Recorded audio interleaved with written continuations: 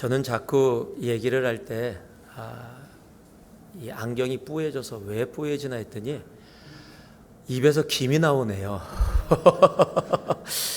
몰랐습니다. 입에서 김이 나오고 있는 거를. 그래서 왜 자꾸 이렇게 뭐가 뿌얘지지 그랬는데 날씨가 쌀쌀하기는 쌀쌀한 것 같습니다. 그래도 다들 착하셔서 많이 이 블랭켓 갖고 오신 것 같아요. 그래서 조금 쌀쌀하지만 또 하나님의 은혜가 우리들 가운데 차고 넘치기를 소망합니다. 미국에서 파티에 한 여자가 참석해서 뭔가 자랑을 좀 하고 싶었습니다. 그래서 이렇게 사람들이 모여 있는 곳에 이렇게 자랑을 합니다. 우리 집은 아주 오래된 가문입니다. 영국 좌왕 때까지 그렇게 거슬러 올라가요. 그런데 사람들이 그 여자의 말을 들어도 별로 반응을 안 하고 시큰둥하고 있는 겁니다. 그러니까 이렇게 이야기했던 여자분이 난로가에 앉아있는 조용히 앉아있는 한 여자에게 다가가서 이렇게 질문을 합니다. 대개 가문은 얼마나 오래됐어요? 라고 묻습니다. 그랬더니 그 여자가, 질문을 받은 여자가 빙긋하게 웃으면서 이렇게 대답을 합니다. 글쎄요, 저희 가문이 얼마나 오래됐는지 참 알 수가 없습니다. 왜냐하면 노아 홍수 때 우리 족보가 몽땅 다 사라졌거든요. 아마 자기의 가문이 얼마나 오래됐는지를 자랑하다가 오히려 창피를 당한 그런 케이스일 겁니다. 시대가 많이 바뀌었지만 한국 사람들도 족보 자랑할 때가 많이 있습니다. 그래서 한국 분들 중에 많은 분들이 나는 누구파 몇 대 손이다. 특히 이씨들이 많이 그렇게 하십니다. 족보를 중요시 하는 전통 때문에 한국에 욕도 하나 있습니다. 이 족보도 없는 집안, 족보도 없는 주제, 이렇게 말하는 욕이 있습니다. 웬 족보가 있어야 양반이다, 우리 집안 괜찮은 집안이다, 그렇게 느껴지기 때문입니다. 저도 어렸을 때 저희 집안이 어떤 집안인지 좀 알아보고 싶어서 인터넷을 설치했었습니다. 저는 손씨인데, 손씨가 보통 성이 여러 개 있지만 중심되는 성이 3개입니다. 밀양 손씨, 경주 손씨, 그리고 제가 속한 평해 손씨. 보통 손씨는 거의 90% 이상이 밀양입니다. 그리고 경주, 그다음에 요 세 형제인데 성제 중에 평해 손씨가 가장 적습니다, 사람이. 그래도 손씨가 언제 시작이 됐냐면은 신라 시대 때 시작이 됐대요. 신라 시대 때 6개 부족들이 있는데 그 부족 장들 중에 한 명입니다. 그리고 박혁거세를 모시고 신라를 시작한 부족장 중에 한 명. 괜찮은 집안이에요. 그렇게 시작이 됐는데 거기 시작이 되면서 손순이라는 이제 성을 받게 되어지고 손순이라는 조상을 통해서 쭉 내려오다가 조선 시대 와서 문과 급제를 무려 8명이 500년 동안 8명이 문과 급제를 했다고 합니다. 아마 역사에 나오는 손씨는 저도 기억 못하고 여러분들도 기억 못하는데 제가 찾아보니까 평양 감사가 최고로 높은 문과 급제였더라고요. 그래도 이렇게 얘기하는 이유는 양반이다, 이렇게 한국 사람들의 특징이죠. 우리 한국에는 양반만 존재합니다. 상놈이 하나도 없으시더라고요, 얘기하다 보면은. 그래도 손씨 중에 가장 유명한 손씨는 역시 손오공이 가장 유명합니다. 오늘 본문은 야곱의 자녀의 족보가, 이름들이, 지니알러지가 기록되어져 있습니다. 일단 성경에 족보가 나오면 불편해집니다. 읽는 것도 힘듭니다.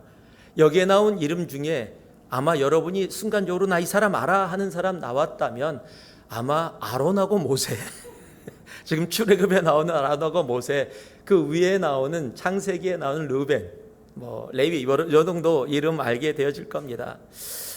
이렇게 족보가 기록되어진 성경을 읽다 보면 불편합니다. 힘듭니다. 그러나 여러분보다 더 힘든 사람이 있습니다. 설교자입니다. 여러분은 읽는 게 힘들지만 저는 설교하는 게 힘듭니다. 그래서 보통 이런 족보가 나면 한 가지 방법이 있습니다. 건너뛰는 겁니다. 그냥 여기는 건너뛰고 그냥 말씀을 전하면 되는데, 이 말씀을 접하면서 묵상을 하면서 이번에 하나님께서 굉장히 귀한 은혜를 허락해 주셨습니다. 분명히 인간의 족보임에도 불구하고 이 성경이 인간의 족보를 기록하면서 이것을 통해서 하나님이 우리들에게 어떠한 분이신지를 하나님이 이 족보를 통해서 우리로 알게 하시고자 하는 마음을 갖게 되어졌습니다. 그래서 오늘 우리로 알게 하시고자 하는 그 하나님을 여러분과 함께 나누고자 합니다. 제가 다시 23절에서 25절의 말씀을 읽어드리겠습니다. 아론은 암미 나답의 딸 나손의 누이 엘리세바를 아내로 맞이하였고, 그는 나답과 아비후와 엘르아살과 이다마를 낳았으며, 고라의 아들들은 아실과 엘가나와 아비아삽이니 이들은 고라 사람의 족장이요, 아론의 아들 엘르아살은 부디엘의 딸 중에서 아내를 맞이하였고, 그는 비느하스를 낳았으니 이들은 레위 사람의 조상을 따라 가족의 어른들이라. 첫 번째, 오늘 이 말씀에서 주님께서 우리들에게 알게 하시고자 원하는 하나님은 다른 하나님이 아니십니다. 바로 기억하시는 하나님입니다.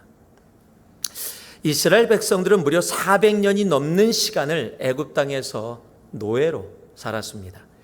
조상들이 믿었던 하나님이라는 존재가 정말 계셨다면 이렇게 자신들을 400년 동안 노예로 방치할 수 없다라고 그렇게 생각할 수 있었을 겁니다. 그래서 우리를 잊으신 하나님에 대해서 원망과 불평이 그들에게 있었는지도 모릅니다. 그러나 꼭 기억하시기 바랍니다. 우리 하나님은요, 절대 우리를 잊지 않으시고 언제나 그의 마음 가운데 기억하시는 하나님이십니다.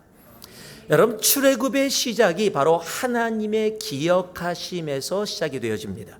출애굽기 2장을 보면은요, 24절에서 25절에 하나님이 그들의 고통 소리를 들으시고 하나님이 아브라함과 이삭과 야곱에게 세운 그의 언약을 기억하사 하나님이 이스라엘 자손을 돌보셨고 하나님이 그들을 기억하셨더라. 근데 여기 문제가 하나 있어요. 한국말로 기억했다라고 이야기하는 것은 어떤 마음이 드냐면, 가마득하게 400년이 넘게 잊어버리고 있다가 어느 순간에 고통의 소리가 크게 들리니까 그때 아차, 야, 깜빡했다, 그리고 기억했다, 이렇게 느껴질 수가 있다라는 겁니다. 그런데 여기 쓰여 기억하사라고 번역된 이 단어는 우리가 너무도 잘 아는 히브리어로 자카르라는 단어입니다.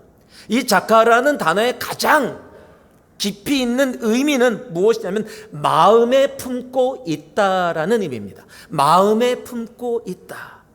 한순간 마음에 품은 것이 아니라 지속적으로 마음 가운데 품고 있다라는 의미가 바로 자카르라는 단어입니다.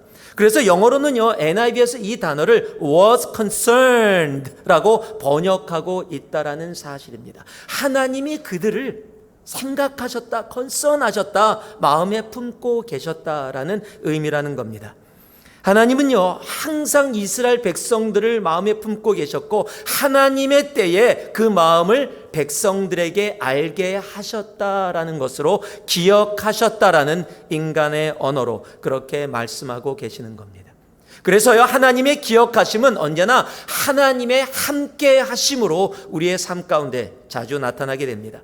여러분, 성경을 보면은 내가 너희와 함께 하리라 라고 말씀하십니다. 그 함께는 잠시가 아니라 처음부터 끝까지 영원토록 함께 하심을 우리들에게 말씀하고 계심을 우리들은 너무도 잘 압니다. 다만 그 함께 하심이 오히려 우리가 우리의 죄악으로 인해서 느끼지 못하고 거부하고 오히려 우리가 기억하지 못하고 살아갈 때가 많습니다. 오늘 이 야곱의 자손들의 이 족보가 기록되어 있는 이 본문의 말씀은요, 우리가 23절에서 읽었지만 14절부터 기록되어져 있습니다. 14절부터 27절, 30절까지 기록되어져 있는데 보통 한 400년의 시간이라고 우리가 이야기를 하죠. 400년의 시간을 지났다면 보통 10대 정도, 즉 10대 정도의 기록이 자손들이 이루어질 수 있는 그러한 시간들입니다. 그런데 오늘 이 말씀에는요, 4대의 이야기를 이야기하고 있습니다. 왜냐하면 이스라엘 문화의 특징이 있습니다. 이스라엘 문화의 특징은 선별적으로 하나님께서 이야기하시고자 하는 것을 그곳에 선별적으로 기록해 놓는다라는 사실이에요. 여러분, 역대상 7장에 가면 요셉의 자녀들을 기록해 놓습니다. 여호수아까지 기록하는데 무려 13대를 기록합니다. 그것은 하나님이 뜻이 있어서 그 13대를 다 기록하셨는데 오늘 이 출애굽에는 4대만을 기록하고 있습니다. 특히 4대 중에서도 하나님의 말씀하시고자 하는 특징들이 이곳에 기록되어 있는데 이 4대 중에 두 종류의 사람을 하나님께서 특별하게 기록하고 계시다라는 겁니다. 아론의 자손에 대한 부분을 기록하고 있고요. 또 아론의 사촌인 고라의 세 아들의 이름을 이곳에 기억하시고 기록해 놓으셨다는 겁니다. 아론을 기록해 놓은 것은 충분히 이해가 됩니다. 모세와 아론을 통해서 하나님이 출애굽을 이루셨기 때문에 아론을 기록한 것은 충분히 이해가 되는데 왜 아론의 사촌인 고라를 이곳에다가 기억하시고 기록해 놓으셨을까? 여러분, 성경에 기록되어진 하나님이 기억하셔서 기록하신 보편적인 이유는 두 가지로 나눠집니다. 하나는 잘한 사람들, 즉 순종한 사람들. 하나는 잘못한 사람들, 즉 불순종한 사람들입니다. 어느 그 둘 중에 이 고라의 자손은 바로 두 번째, 잘못해서 기록이 되어졌습니다. 이들이 기록된 이유는 고라가 모세의 권위에 도전하는 반역을 주도했기 때문에 그렇습니다. 고라는 원래 성막에서 여호와를 섬기는 일을 했습니다. 레위 지파이기 때문에 나쁜 거 하지 않고 여호와를 섬기는 일을 했습니다. 그런데 이에 만족하지 못했습니다. 더 많은 것을 원했습니다. 자기가 제사장의 역할을 하고 싶었습니다. 그래서 그것을 이루기 위해서 자기 힘으로 안 되니까 자기와 동의할 수 있는 사람들, 파당을 만들었습니다. 여러분, 이런 사람들의 특징이 있습니다. 적의 적은 나의 친구다라고 생각하는 거예요. 그래서요, 르벤 지파의 몇 사람, 그리고 나름대로 불만 있는 사람들을 모았는데 무려 성경이 뭐라고 얘기하냐면 250명이나 모았습니다. 그것도 그냥 대충 모은 것이 아닙니다. 민수기 16장 1절과 2절을 보면 이렇게 기록되어 있습니다. 레위의 증손 고앗의 손자 이스할의 아들 고라와 루벤의 자손 엘리압의 아들 다단과 아비람과 벨렛의 아들 온이 당을 짓고 이스라엘 자손 총회에서 택함을 받은 자 곧 회중 가운데서 이름 있는 지휘관 250명과 함께 일어나서 모세를 거스르느니라. 이름 있는 지휘관입니다. 그것은 뭐예요? 영향력 있는 사람들 250명을 모았습니다. 무엇을 하기 위해서요? 하나님이 택하신 모세를 거스르기 위해서. 여기서 우리가 꼭 잊지 말고 기억해야 할 것이 있습니다. 하나님의 기억하심은 하나님께 순종하는 사람들뿐만 아니라 하나님께 불순종하는 사람들도 기억하신다라는 사실입니다. 여러분, 지금 당장은 아무 일이 일어나지 않을 것 같아도요, 오히려 어쩌면 그들이 더 잘 되는 것처럼 보일지 몰라도 여러분, 하나님 앞에 모든 우리의 삶이 잘못되어지는 것도 기억되어진다라는 사실을 우리는 잊지 말아야 합니다. 그리고 하나님께 기억되어진 그 불순종의 결과는 너무도 참혹하게 나타납니다. 동일한 민수기 16장 35절을 보니까요, 여호와께로부터 불이 나와서 분향하는 250명을 불살랐더라. 무엇을 하고 있었습니까? 분향 예배를 드리고 있었습니다. 그런데 하나님께는 그 예배가 기쁜 예배가 아니었다는 겁니다. 오히려 그들을 불살릅니다. 하나님께 불순종하여 성경에 기록된 사람들의 정말로 안타까운 끝은 우리가 너무도 잘 압니다. 그 대표적인 인물이 여리고성을 정복하고 나서 정말 재물을 몰래 숨겼던 아간의 끝을 우리는 성경을 통해서 압니다. 신약에 오면은 예수님을 판 가룟 유다의 끝도 성경은 기록하고 있다라는 사실입니다. 물론 성경이 그렇게 불순종한 사람들 잔뜩 기록해놔서 겁내게 해서 그렇게 하려고 그렇게만 기록하고 있는 것이 아님을 압니다. 오히려 성경은 하나님 앞에 순종한 사람들의 그 모습을 더 많이 기록하고 계십니다. 우리 하나님은요, 우리의 선함을, 정말 주님 앞에 나간 우리의 순종함을 하나님은 기억하십니다. 이사야서 38장에 보면은요, 히스기야의 이야기가 나옵니다. 히스기야가 젊어서 병이 들었습니다. 죽을 병에 들었습니다. 더군다나 지금 이스라엘은 아수르의 위협을 받고 있는 그런 상황이었습니다. 그때 히스기야가 하나님 앞에 나와서 이렇게 기도합니다. 38장 3절과 4절입니다. 이르되 여호와여 구하오니 내가 주 앞에서 진실과 전심으로 행하며 주의 목전에서 선하게 행한 것을 기억하옵소서 하고 히스기야가 심히 통곡하니, 진실과 전심으로 행하며 선하게 행한 것, 영어로 이렇게 기록되어 있습니다. Before you faithfully and with wholehearted devotion and have done what is good in your eyes. Please, Lord, remember. 그런데요, 하나님은 그것을 기억하고 계셨습니다. 그리고 그의 기도를 들으시고 그의 생명을 15년을 연장시키는 은혜를 베풀어 주십니다. 마태복음 26장에 보면 우리가 잘 아는 한 여인이 향유옥합을 깬 이야기가 기록되어져 있습니다. 성경 그것을 이렇게 기록하고 있습니다. 13절에 내가 진실로 너에게 이르노니 온 천하에 어디서든지 이 복음이 전파되는 곳에서는 이 여자가 행한 일도 말하여 그를 기억하리라 하시니라. 여러분, 하나님은 기억하시는 하나님이십니다. 우리 하나님은 우리의 선함도 우리의 악함도 다 기억하십니다. 만약에 우리의 삶에 하나님이 기뻐하지 아니하시는 불순종이 있다면, 그런데 하나님이 기를 주셨어요. 우리 악함을 기억하시고 계속 기억하셔서 그것을 가지고 꽁하신 분이 아니라 내가 주님 앞에 무릎 꿇고 눈물로 회개하며 나아간다면 하나님은 그 악함을 용서하시고 기억하지 아니하시겠다 약속하고 계시다라는 사실입니다. 그러나 내가 회개치 아니하면 하나님은 그 불순종 기억하십니다. 우리 하나님은 기억하시는 하나님이십니다. 시편 139편을 보면 다윗이 이렇게 이야기합니다. 나의 안고 일어섬도 나의 생각도 나의 행위도 내가 어디에 있는지 우리 하나님은 다 아신다. 바라기는요, 여러분 하나님 앞에 어떤 모습으로 기억되어지기 원하십니까? 정말 하나님 앞에 히스기야처럼 그의 신실함과 그의 진실함과 그의 헌신과 하나님 앞에 행하신 선하심이 기억되어졌듯이 우리도 하나님 앞에 그렇게 기억되어지는, 향유옥합을 주님 앞에 드렸더니 하나님이 그것을 기억했던 그 여인처럼 우리도 하나님 앞에 그렇게 기억되어지는 그런 우리가 되기를 주님의 이름으로 축복하고 축복합니다. 25절 말씀을 제가 읽어드리겠습니다. 아론의 아들 엘르아살은 부디엘의 딸 중에서 아내를 맞이하였고 그는 비느하스를 낳았으니 이들은 레위 사람의 조상을 따라 가족의 어른들이라. 두 번째로, 족보를 통해 하나님이 우리에게 알게 하시고자 하는 하나님은 다른 하나님이 아니십니다. 한번 따라 하실래요? 예배받기 원하시는 하나님, 예배받기 원하시는 하나님입니다.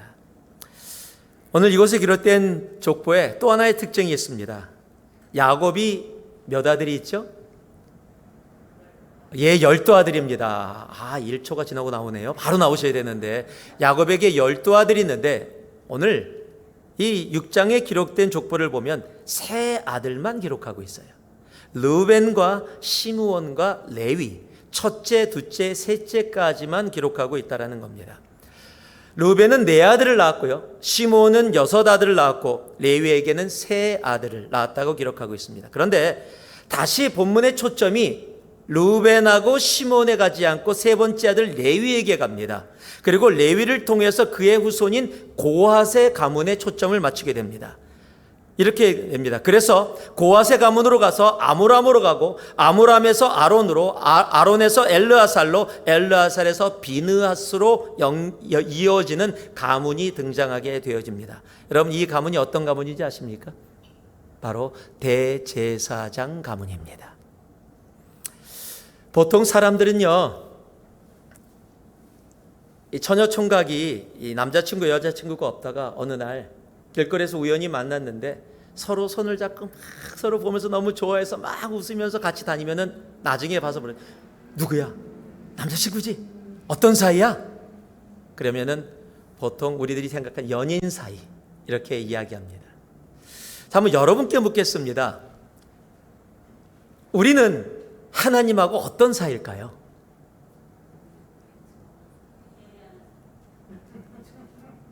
어떻게 설교 미리 받으셨었어요? 근데 단어가 나. 예배하는 사이 그러면 너무 길잖아요. 한번 따라해요. 예배 사이. 예, 하나님과 우리는요, 예배 사이입니다.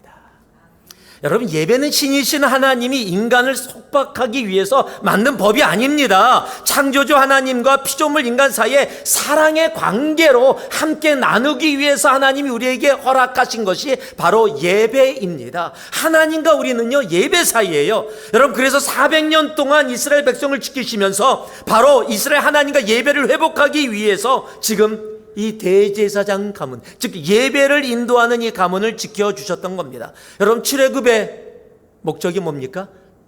하나님을 예배케 하기 위해서입니다. 하나님은요, 다른 사람을 찾고 계시지 않습니다. 우리가 너무너무 잘 아는 요한복음 4장에 보면 하나님이 찾으시는 사람을 정확하고 확실하게 기록하고 있습니다.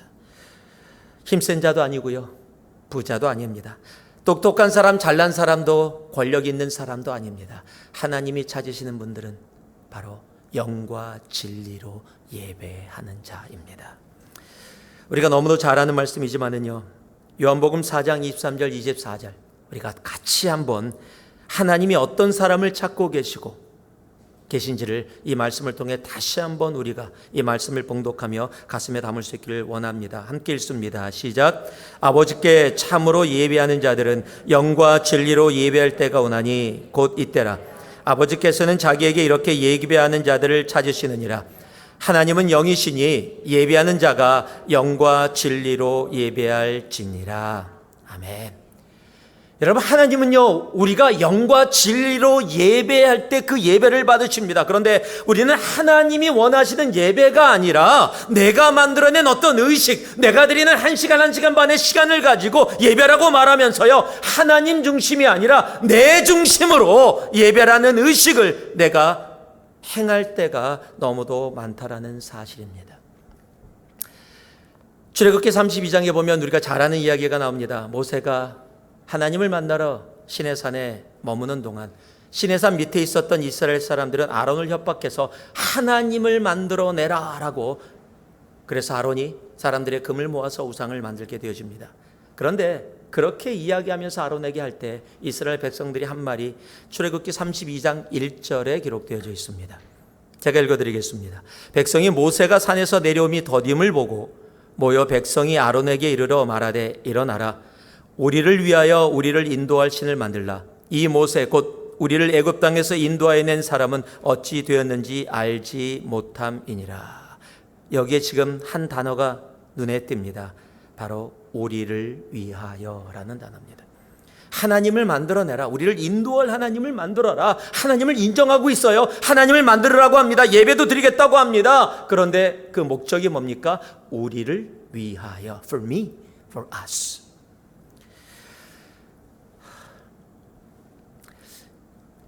이스라엘 백성들은요, 유대인들은 제사를 드리면서 하나님이 받으시는 예배가 과연 어떠한 예배인가를 고민을 했었습니다.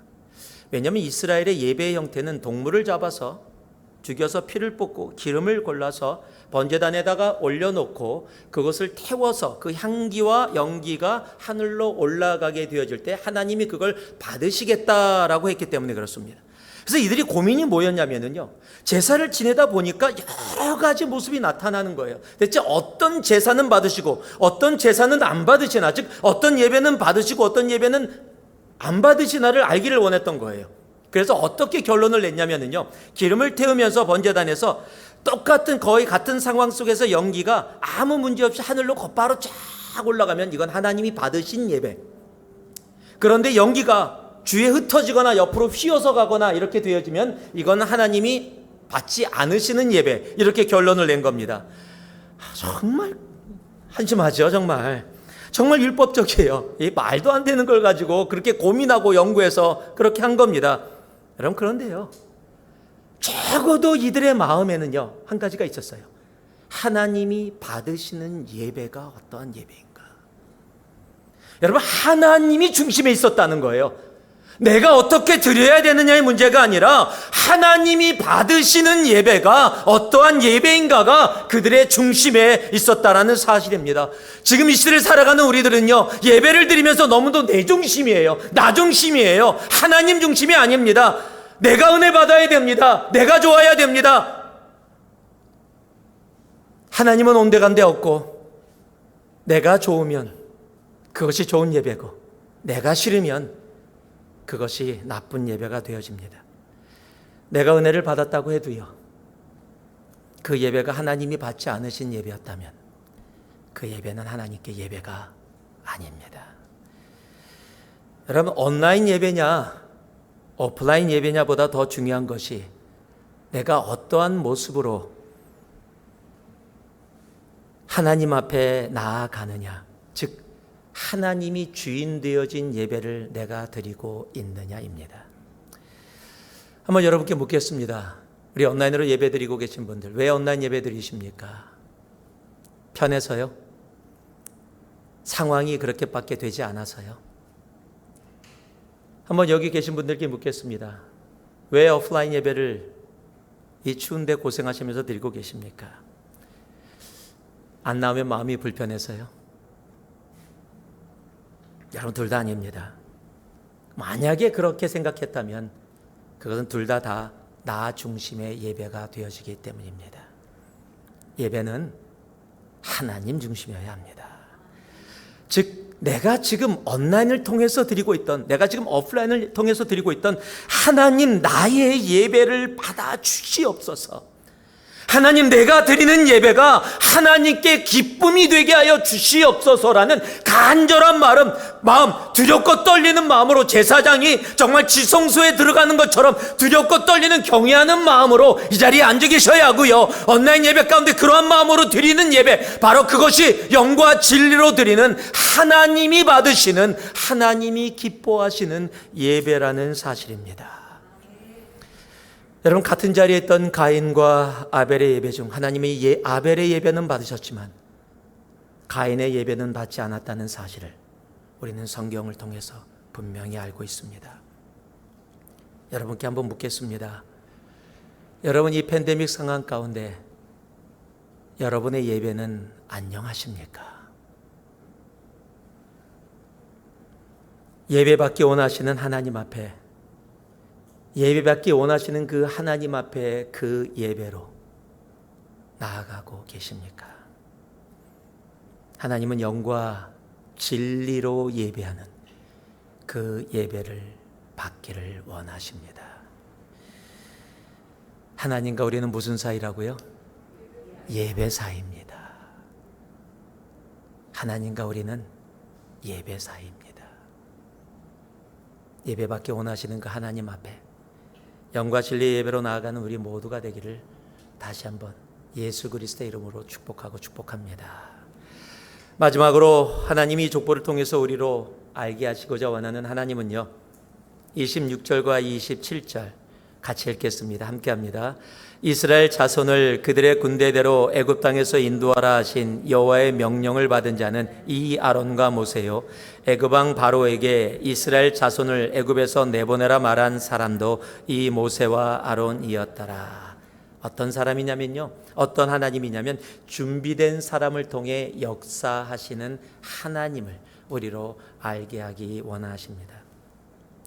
오늘 지금 26절, 27절을 읽다 보면은요, 아무 생각 없이 그냥 읽으면은 그냥 지나갈 수 있는데 조금만 관심을 받으면 조금 특이하다라고 생각되는 부분이 나오게 될 겁니다. 그것이 바로 26절에도 27절에도 모세와 아론과 모세의 이름 앞에 한 단어가 있어요. 이라는 단어입니다. 이 아론과 모세, 이 모세와 아론, this Aaron and Moses, this Moses and Aaron이라고 기록되어 있어요. 이 씨가 아닙니다. 오늘 이 씨 얘기가 많이 나오지만 모세와 아론이 이 씨가 아닙니다. 이 아론, 이 모세가 아니라는 사실입니다. 여기서 얘기하는 이 모세, this Aaron and Moses, 즉 다른 모세와 아론이 아니라는 겁니다. 수많은 비슷한 이름이 당시에도 있었습니다. 그런데 바로 이 모세와 이 아론이라는 겁니다. 하나님이 마음속에 기억하셔서 레위를 통해서 허락해 주신, 그리고 하나님 앞에 그렇게 순종하며 나아가는 이 아론과 이 모세라고 분명하게 말씀하고 계시는 겁니다. 여러분, 하나님의 역사에는요, 하나님이 꼭 하시는 파트가 있습니다. 그것이 하나님은 준비하신다라는 겁니다. 우리 하나님은 여호와 일의 하나님이십니다. 우리의 필요도 준비해 주시고 하나님의 역사를 이루시는데도 하나님은 준비하십니다. 하나님의 준비는 완전합니다. 아브라함에게 이삭을 달라고 하시면서 하나님은 이미 희생제물 양을 준비해 놓으셨습니다. 그것이 여호와 일이었죠. 여러분, 사람들이 바울을 모두 무서워서 도망 다닐 때 하나님은 이미 사울이라는 그 청년을 선택하셔서, 바울을 선택하셔서 이방의 사도로 하나님은 준비하셨습니다.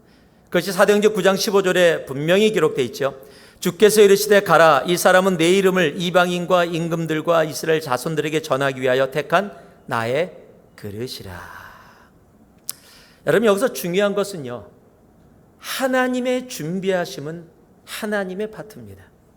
그리고 하나님은요, 하나님의 준비하신 가운데 우리의 준비됨으로 하나님은 우리를 만나기를 원하십니다. 우리가 성경에 보면은 마태복음 19장의 부자 청년의 이야기가, 또 우리가 자주 인용하는 얘기가 나옵니다. 그는 준비되지 않은 사람이었습니다. 적어도 물질에 대한 부분 속에서 영적으로 전혀 준비되어 있지 않았습니다. 주님께서 나를 따라오너라. 여러분, 엄청난 부르심이죠. 하나님은 준비되셔서, 예수 그리스도는 준비되셔서 나를 따라오너라 말씀하셨는데, 성경은 이렇게 22절에 기록하고 있습니다. 그 청년이 재물이 많음으로 이 말씀을 듣고 근심하며 가니라. 그는 준비가 되어 있지 않았습니다. 세상을 포기할, 물질을 포기할 준비가 되어 있지 않았습니다. 가룟 유다는 12사도라는 영광의 자리에 들어가는 정말 놀라운 은혜를 입었습니다. 그런데 자신의 가치관, 세상을 새롭게 하겠다라는 자신의 가치관을, 자신의 나름대로의 가치관을 내려놓을 준비가 되어 있지 않았기에 자기가 생각했던 가치관과 세계관과 다른 예수 그리스도를 파는 어리석은 자리에 들어가게 되어집니다. 여러분, 하나님의 준비하심은 언제 어떻게 우리의 삶 속에 임할지 우리는 알지 못합니다. 그러나 분명한 것은 하나님의 파트는 하나님이 하십니다. 그 하나님의 준비하시는 사람들을 통해 역사하시는 그 하나님의 준비하심을 우리들이 기억하면서 우리가 준비되어져야 합니다. 그래서 하나님께서 내가 누구를 보내면 누가 나를 위하여 갈 거라고 이야기했을 때, 이사야가 내가 여기 있나이다 나를 보내소서 이야기한 것처럼, 제자들이 예수님께서 나를 따라오너라 이야기했을 때 자기가 가지고 있던 모든 것들을 내려놓고 예수 그리스도를 따랐기에 그들을 통해서 하나님이 세상을, 열방을 변화시키는 놀라운 일들을 행했듯이 하나님의 준비하심에 우리의 준비됨으로 함께 만날 수 있는 우리가 되어지기를 소망합니다. 오늘 성경 것을 분명히 얘기합니다. 세상에 많은 모세와 아론이 있었는지 몰라도 내가 출애굽을 통해서 이루고자 하는 하나님의 역사를 위해 쓸 사람은 바로 이 모세와 아론이다. 오늘 예배드리는 우리가 바로 이 모세와 아론이길 주님의 이름으로 축복합니다. 그래서 하나님의 준비하신 가운데 우리도 그렇게 함께 준비하심으로 나아가길 소망합니다. 인간의 족보라는 것은 시간이 많이 지난 후에 이렇게 이루어졌구나라고 보게 되는 것입니다. 그래서 지금 내가 걸어가는 이 걸음을 내가 어디로 가고 있는지 나는 알지 못할 수도 있습니다. 그러나 성경에 기록된 이러한 족보를 통해서도 하나님 의리로 알게 하시는 놀라운 하나님의 역사하심이 있습니다. 그리고 그 하나님은 지금도 그때와 동일하게 역사하십니다. 그리고 우리의 삶의 걸음을 통해서 하나님 의리로 지금도 알게 하십니다. 우리 하나님은 기억하시는 하나님이십니다. 우리의 순종도, 우리의 불순종도. 하나님은 예배받기를 원하시는 하나님이십니다. 나 중심의 예배가 아니라 영과 진리의 하나님 중심의 예배를. 하나님은 준비되어 계십니다. 언제나. 그래서 준비된 사람들을 지금도 찾고 계십니다. 왜냐하면 그를 통해 역사하시기 때문입니다. 하나님의 준비하심 가운데 우리의 준비하심으로 하나님을 만날 수 있는 우리가 되기를 소망합니다. 그럴 때 정말로 하나님이 누구신지를 알고 얼마 남지 않은 이 12월 한 달 정말 그 하나님과 함께 그의 기억하심 가운데 함께 동행하고 걸어가는 우리 모두가 되기를 다시 한번 예수 그리스도의 이름으로 축복하고 또 축복합니다. 기도하겠습니다. 사랑의 아버지 하나님, 우리를 기억하시고 우리를 통해 예배받기 원하시며 하나님의 준비되심 가운데 우리의 준비됨으로 우리를 만나기 원하시는 하나님을 우리가 말씀 가운데 들었습니다. 내 귀로만 듣고 그저 또 일주일에 한 번 시작하며 내 의무 다했다는 예배되지 말게 하시고 진정으로 주님이 기뻐하시는 영과 진리의 예배로 그리고 예배자로 이 한 주 숨쉬게 하시고 말하게 하시고 생각하게 하시고 살게 하여 주시옵소서. 주님을 찬양합니다. 주님 사랑합니다. 예수님 이름으로 기도 올리옵나이다. 아멘.